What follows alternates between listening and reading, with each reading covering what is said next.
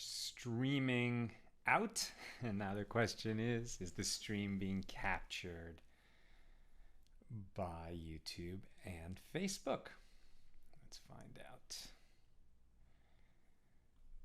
Good.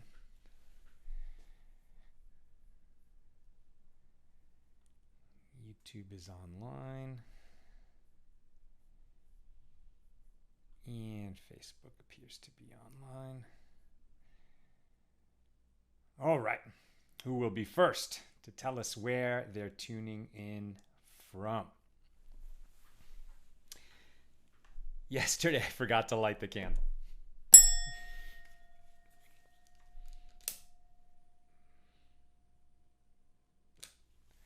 There we go.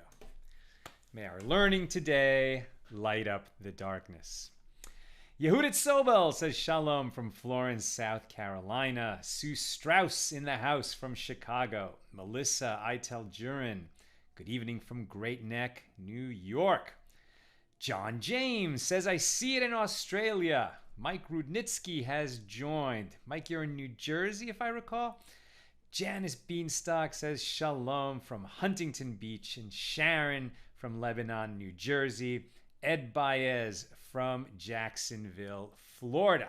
Great to see you all. Still trying to get the settings correct on the new microphone. Let me know if it's clear, if it's loud enough, if there's any distortion. Okay. We got a sweet daf today. And I see Shelly Perkle, that's a new name, from Lawrenceville, Georgia. Welcome. And Tom Beck says, good evening. So great to be with you all. Okay, one quick correction. We are in chapter 11. When we changed from chapter 10 to chapter 11, for some reason I kept saying chapter 10. But we're in chapter 11 of Tractate Shabbos, Masechet Shabbos. And I have been saying the page numbers correctly. We are on Daf Kuf Aleph. That's page 101. We're in chapter 11. And today we're going to be doing Mishnah number 6. And are we wrapping it up? No, we'll be wrapping up the chapter tomorrow. So today we're just wrapping up. We're still talking about chapter 6, which will be a new... Mishnah number 6, which is a new Mishnah for us. Okay, the Mishnah that we are discussing has to do with boats at sea, or boats in a river for that matter. And so we introduced some of the ideas of this yesterday in the previous Mishnah when we were talking about drawing water from water or pouring water into water. If you missed yesterday's class, I never say, hey, you should go back and make up a class. But yesterday's class is worth making up. If you missed it, we talked about the inner meaning and about the soul's journey and how we can learn out from water on water and from oil on wine, and taking the metaphor out and understanding a little bit about the soul's journey through this life and the idea in Judaism that every soul has a mission in this world, and that is why we're here. And today when we're talking about boats that are at sea, and that if they get tied together, then they become one domain. That's a little bit also within that metaphor. We're all in our individual boats, and if we just, sail past each other, it's nice and we know that we're not alone. But when we form relationships, lasting relationships, with family, with friends, with community, relationships that are meaningful, that is more than just exchanging pleasantries, so then we really help each other along in our individual missions in this world. All right, so the Mishnah teaches that if you throw into or from the sea, into or from a boat, you are exempt. So what we're talking about is on Shabbos, you're on a boat. This could be in the sea or in a river. If you throw something from the boat into the water, first let's start. If you just throw something into the river or into the sea, or you're standing in the sea or the river and you throw something onto land, you are violating a rabbinic prohibition, but you're going to be exempt from bringing a sin offering because you did not violate a Torah prohibition. Well, why? Right? We know that if you throw something or carry something from a private domain to a public domain, so that's when you incur the liability for the sin offering for violating Shabbos. Is the sea not some kind of, excuse me, I have an allergy. Hopefully that sneeze will come soon. But is the sea not some kind of a very different domain than land? I mean, it sounds like, well, transferring from sea to land or from land to sea, that sounds like some kind of a transfer. But no, while these domains are different, they're not both the public domain, right? So the shore is a public domain. It could be a private domain, actually. Somebody, not in California, rich people can't own the beach in California, but certainly many places in the world, somebody can own the shore. Excuse me. But normally, let's say that the shore is a public domain. The ocean itself is a karmelis, and so is a river. So a karmelis, recall, is neither a public domain nor a private domain. It's a kind of a rabbinic construct which shares property with both of them. So if you carry from a private domain or from a public domain into a karmelis, it is prohibited by the rabbis because it's too similar to making a transfer from public to private or vice versa. But it is a rabbinic construct, so there's no liability to bring the sin offering. You've just violated a rabbinic prohibition. In terms of boats, it's the same thing. If you throw something from a boat into the sea or from the sea into the boat, you're going to be exempt. It's not permitted, but you're not liable to bring a sin offering. If two boats are tied together, so then they become one domain, and then it is permitted to carry or to transfer objects from one boat into the other. Now we get a kind of interesting idea. So let's say that it makes more sense if it's a boat on a river, and that's why the title of today's class is taken from the Beatles song, Picture Yourself in a Boat on a River.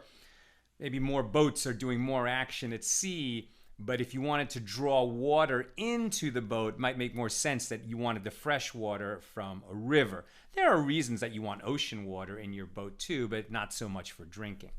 But let's say you wanted to draw some water into the boat and it's Shabbos, right? Shabbos presents problems.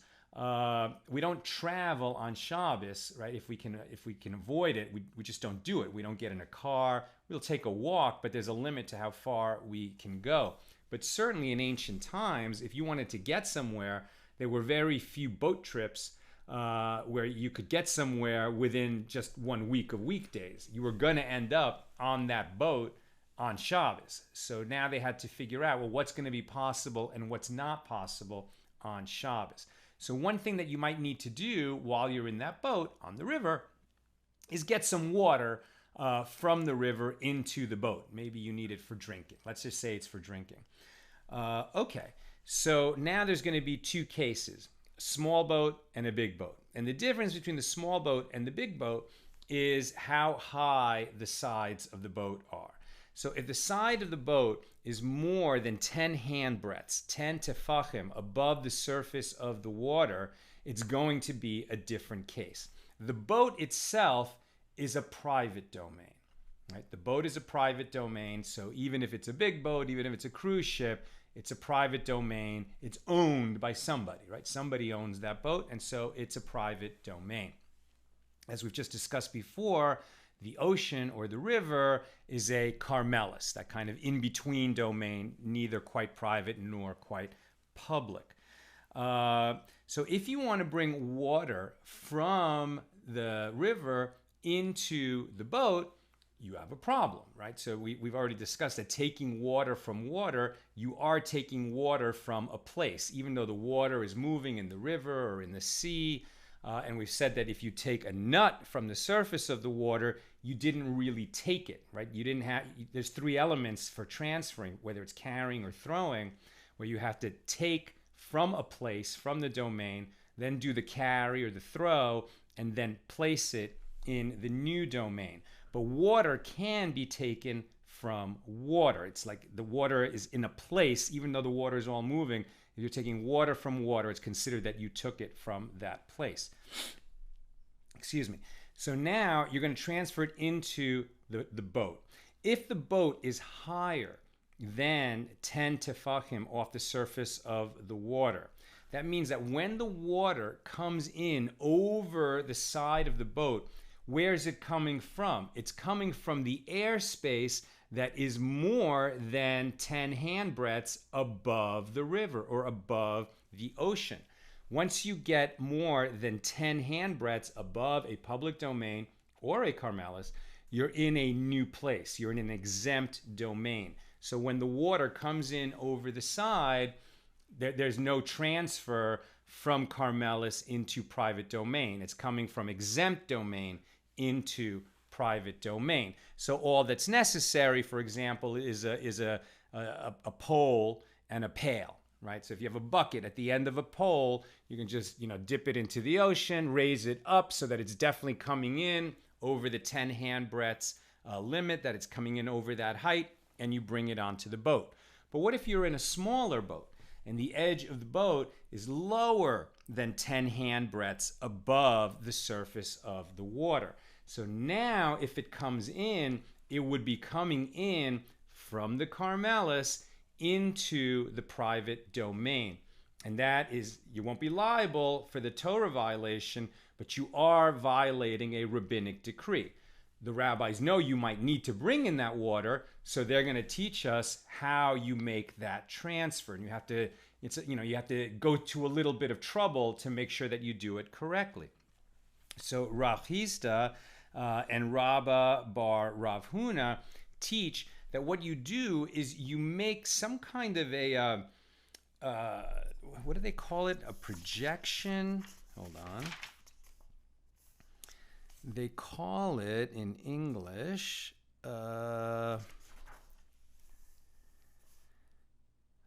it's a receptacle.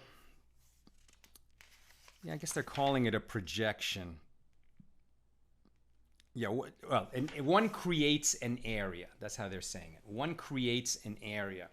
So what you're going to do is you're going to create an area. And it's almost like you take a board, a piece of wood, that would be at least 4 handbreadths by 4 handbreadths. And that's the minimum measure of a private domain, right? And you extend that over the side of the boat. And it has a hole in the middle of it. And so now this area that's 4 by 4 defined by the boundaries of this board that you made, or this little structure that you make with the hole inside, and then you take water from, through that hole, you put your receptacle through the hole and pull it up through that hole in this little defined area. So what you've done is you've created a private domain in the midst of that karmelis, and now you're making a transfer from private domain to private domain, and then it becomes permitted to bring the water into the boat. Now the next question is, so what about the wastewater? Okay, you produced wastewater in the boat. For whatever reason, there's wastewater in the boat, something somewhat disgusting. It may be human wastewater, it may be the byproduct of cooking, whatever it is, there's wastewater that you need to get rid of. Again, you can't just dump it over the side. You need, you had to use this projection so that you went private domain to private domain, bringing the water in. Now you want to get rid of water, and it's going to go from private domain to what? If you just dump it over the side of the boat, it's the same problem. It's going private domain to karmelis. So you might think, okay, well, just send it out through this same little structure that I made to draw water in. The problem is that's disgusting. That projection that you made, that's 4 by 4 handbreadths, that's going to define its own private domain so that you can use it to bring water into the boat that you're going to drink. Well, you don't want to use that projection for wastewater to go out. You don't want wastewater anywhere near your drinking water.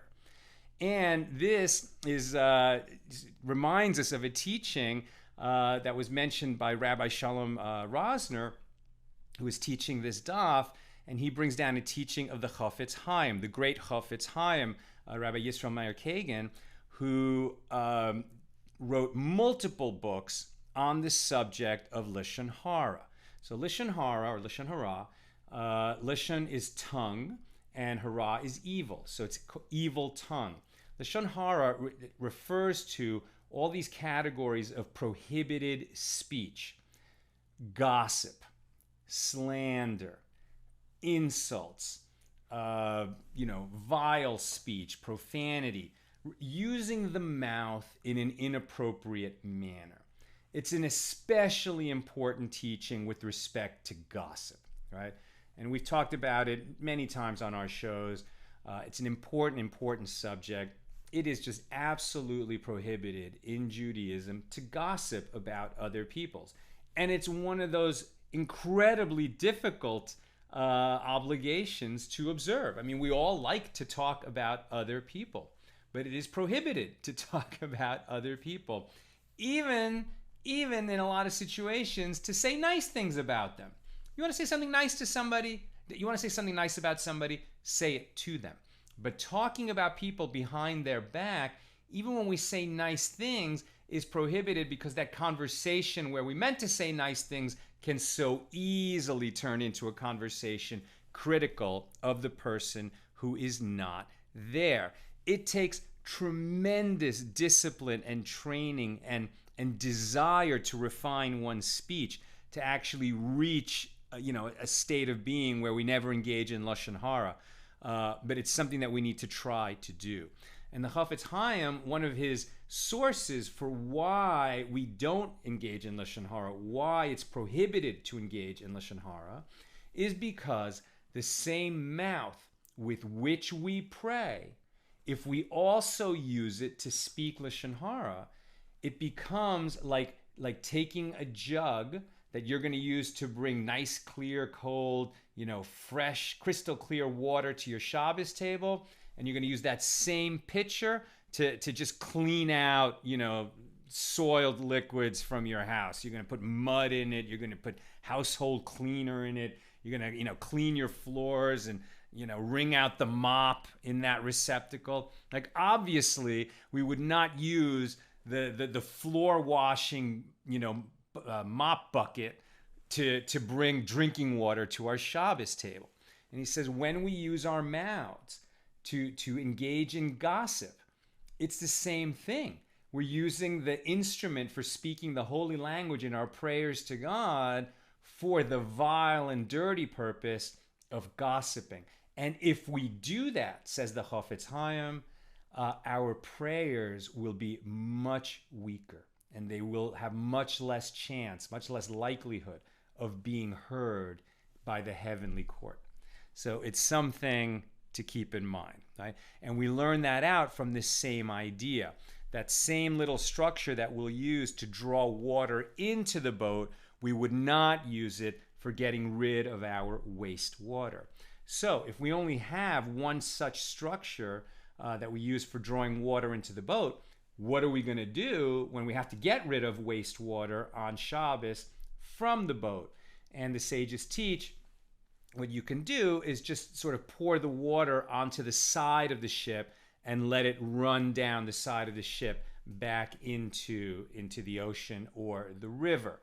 So one might ask, but then aren't you just pouring water into the river, which is prohibited because you're pouring water from the karmelis out into, from the private domain in the boat out into the karmelis?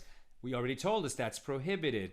Yes, but if you're just pouring it onto the side of the boat is the boat, and it's just going to run of its own accord into the ocean. You're not pouring it into the ocean. You're just letting it run down the side of the boat. You are causing that to happen, but here the rabbis issued a leniency because the idea of a karmelis is a rabbinic decree to begin with. So since it's their own decree, they can issue this limitation on the decree so that people can get rid of their wastewater while on the boat without coming to sin or without coming to make the full transgression by just pouring it over the side. Okay, then we come to just one more little idea. It should be a short class today, and then I'll get to your comments and questions. So write them into the comments now, and Nina will cue me on which questions I should answer. Okay, so the second part of the Mishnah was about boats at sea or in a river that are tied together, right? If they're just adjacent to each other, so we can't transfer stuff from one boat to another on Shabbos. But if they're tied together, then they become one domain, and we can carry or transfer or throw stuff from one boat to the other. We cannot tie the boats together on Shabbos. Tying them together on Shabbos sort of creates this legal structure so that they become one domain. But that is similar to creating an eiruv. An eiruv we've talked about a bunch of times, and we'll talk about a lot more when we get into tractate eiruv. But an eiruv allows carrying within a neighborhood or even a large part of a city like we have here in LA by surrounding everything within the eiruv by a defining border, a physical border, often done with fishing line strung on light poles. What you cannot do is create the eiruv on Shabbos. It has to be created before Shabbos. And the rabbis decreed that if you create an eiruv on Shabbos, well, you have done something, it's real, it's significant, but you shouldn't have done it. You should have only created that before Shabbos. So if you go ahead and create the eiruv on Shabbos, perhaps because you forgot it was Shabbos and you did it unwittingly, now that eiruv exists, it can be held against you, but not for you. Meaning that if you carry something from outside the eiruv into the eiruv or vice versa, you're going to be liable for that carrying and for that transgression.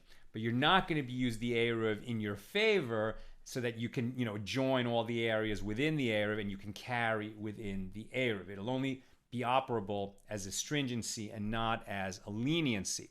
Interestingly, however, if you do create the eiruv before Shabbos, now obviously you can use it. The eiruv is valid. Or if the boats are tied together, you can use the fact that they've become one domain and carry back and forth.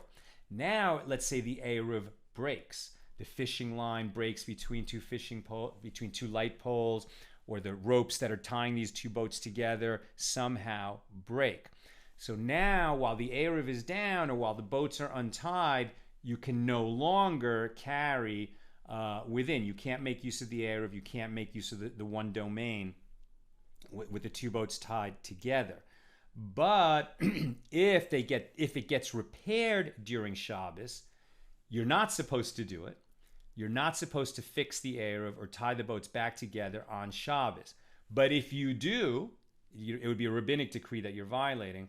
If you do tie them back together, if you do repair the eiruv, then since it existed before Shabbos began, now that it's been repaired, you can use it once again, even if it was repaired intentionally, or certainly if it was repaired unwittingly or by accident. It's going to become a valid eiruv again that people can benefit from. And that's the rules of repairing an eiruv that was built before Shabbos.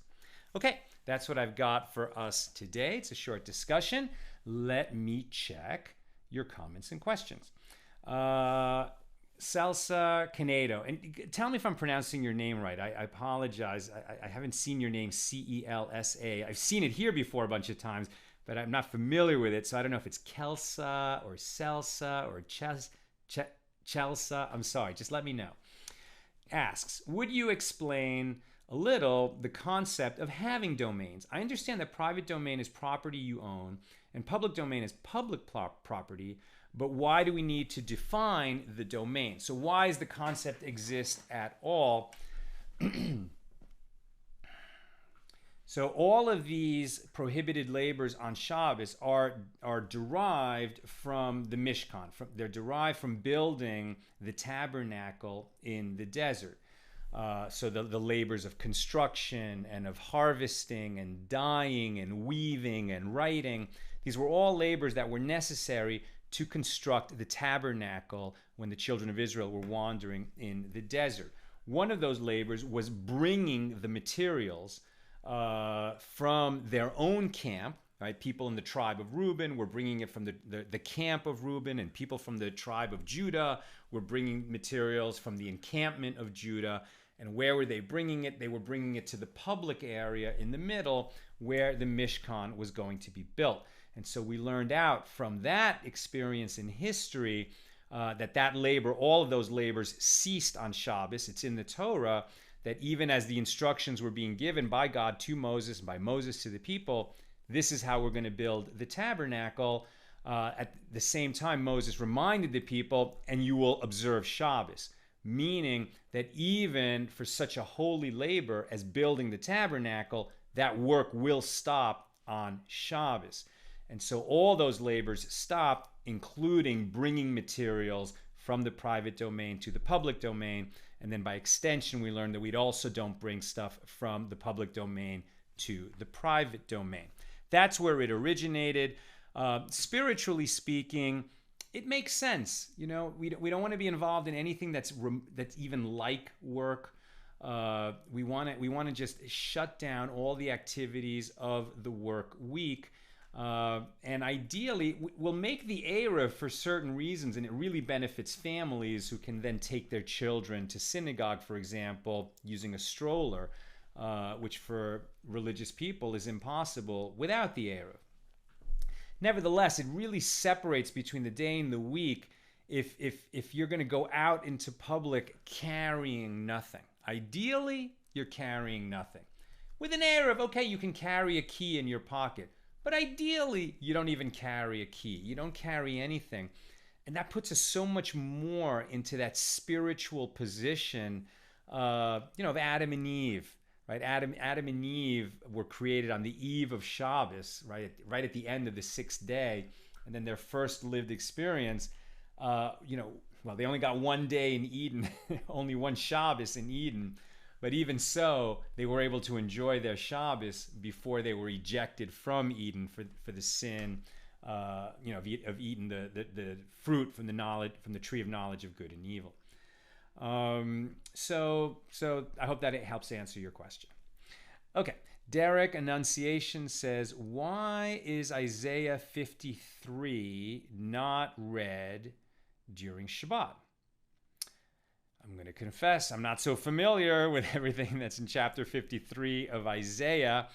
Perhaps you'll let me know, is there a particular verse that you're referring to?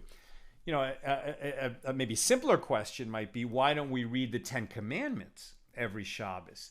And indeed, in ancient times, in certain communities, they did read the Ten Commandments every Shabbos.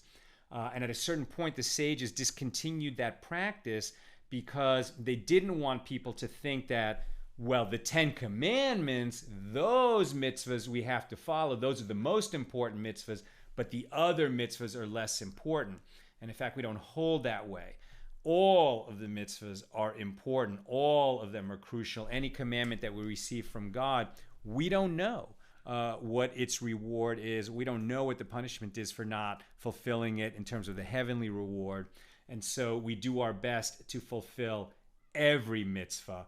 And we do our best to fulfill every mitzvah. And that's why the Ten Commandments cease to be read every Shabbos, and instead we read a Torah portion every Shabbos. We divide the entire Torah into a sequence of weekly portions, and that way we read the whole Torah every year, one Torah portion per week. Okay, so that's all I'm seeing today. Okay. That's right. Frona Adelson says, gossip is like opening a feather pillow and one can never retrieve all the feathers. That's a great teaching. And there's a few children's books that have been written on that idea, right? That when we gossip, when we humiliate somebody behind their back, and sometimes we don't even set out to say something mean about somebody or to discredit them. We start to say something nice, but because that conversation can always take a wrong turn, That's why we don't talk about people behind their back. And when things get said that really do harm somebody, harm their reputation, there's that old teaching that those words get out in the world and it's like releasing a feather, all the feathers of a feather pillow in the wind. There's no way to gather back all those feathers. There's no way to repair someone's reputation once it's been harmed. They can get past the harm, maybe they can, sort of just let it go and not worry about it, but it can never be fully repaired. And so it's an intensely important teaching in our tradition that we don't gossip. And since everybody wants to gossip, it takes a lot of training and self-discipline to get away from it. Okay, my friends. And Lynn Job says, watched yesterday's class twice since you mentioned it as having an extra depth in your message, and I appreciated it. Thank you, Lynn, and I'm glad that you're saying it was worth that second listen. And regarding the Chofetz Chaim, he provides life-changing clarity on the laws of proper speech. An amazing, amazing rabbi was the Chofetz Chaim. Read about him. You can Google him. There's a lot written about him and by him that's available online. And a lot of that material is put out by the Chofetz Chaim Foundation that's run out of Muncie. They do tremendous good work. Chofetz, that's Chofetz, Chaim, Chaim. And his name is taken from the title of his book, Chofetz Chaim, and means who is one who loves life. All right, it's one who watches what comes out of his lips. Okay, that's what I've got for us today. Wishing you all God's peace in the evening, unlimited blessings in your lives for health and joy and meaning and prosperity. All the best, my holy sisters and brothers. Take care.